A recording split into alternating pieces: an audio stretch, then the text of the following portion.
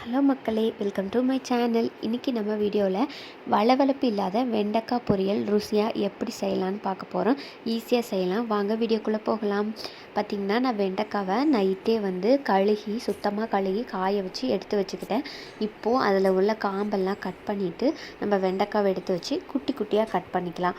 குட்டி குட்டியாக கட் பண்ணும்போது அந்த வெண்டைக்காய் நல்லா ருசியாக இருக்கும். அதுக்காக தான் நம்ம குட்டி குட்டியாக கட் பண்ண போகிறோம்.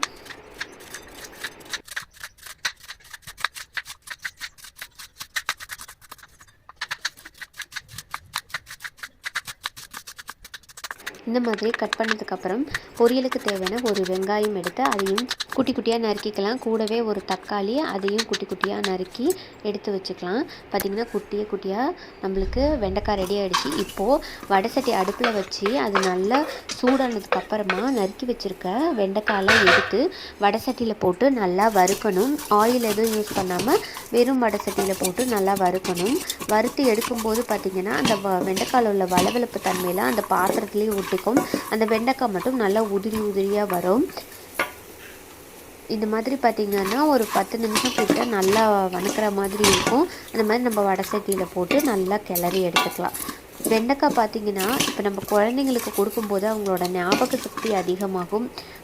பச்சையாகவும் கொடுக்கலாம், இந்த மாதிரி பொரியல் பண்ணுறது, குழம்பு வைக்கிறது அந்த மாதிரி கொடுக்கலாம். ஆனால் குழந்தைங்களுக்கு இந்த மாதிரி செஞ்சு சாதத்தில் போட்டு கிளறி கொடுக்கும்போது அவங்களுக்கு சாப்பிட்றதுக்கு ரொம்ப பிடிக்கும்.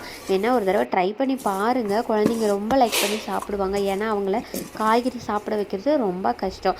இந்த மாதிரி செய்யும்போது ரொம்ப ருசியாக இருக்கும். இந்த மாதிரி செஞ்சுட்டு நம்ம சாம்பார், ரசம் அந்த மாதிரி கூட வச்சு சைட் டிஷ்ஷாக சாப்பிட்லாம். நல்லா ருசியாக இருக்கும். பாருங்கள், இப்போ வெண்டைக்காய் நல்லா வதங்கிட்டுருக்கு.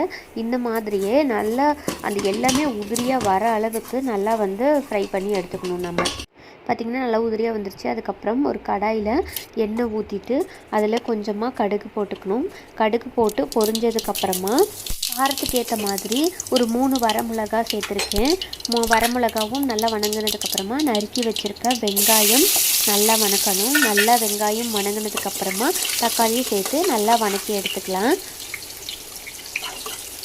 தக்காளி வெங்காயத்தை நல்லா எண்ணெயிலேயே வணக்கி எடுத்துக்கலாம். அப்போ தான் வெண்டைக்காய் போட்டதுக்கப்புறம் வெண்டைக்காய் வேகிறதுக்கு நல்லா இருக்கும். அந்த தக்காளியோட வெங்காயோட கன்சிஸ்டன்சி எல்லாமே அந்த வெண்டைக்காய்க்குள்ளே நல்லா சாரும். அதுக்காக நல்லா வதக்கி எடுத்துக்கலாம். பாருங்கள், இப்போ தக்காளி போட்டு நல்லா மிக்ஸ் பண்ணுறோம். இப்போ தக்காளி நல்லா வணங்கினதுக்கப்புறமா வறுத்து வச்சுருக்க வெண்டைக்காவை எடுத்து அதில் சேர்த்துக்கலாம். வெண்டைக்காவை சேர்த்து ஒரு 5 மினிட்ஸ் நல்லா கிளறினா போதும். எண்ணெயில் நல்லா வெந்து வந்துடும்.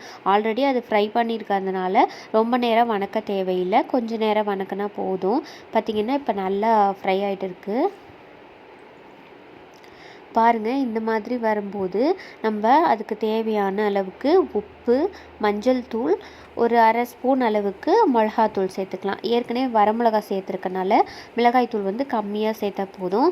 அதனால் கம்மியாக சேர்த்து நான் வணக்கி விட்டுருக்கேன். இந்த மாதிரி நல்லா கிளறி எடுத்துக்கலாம்.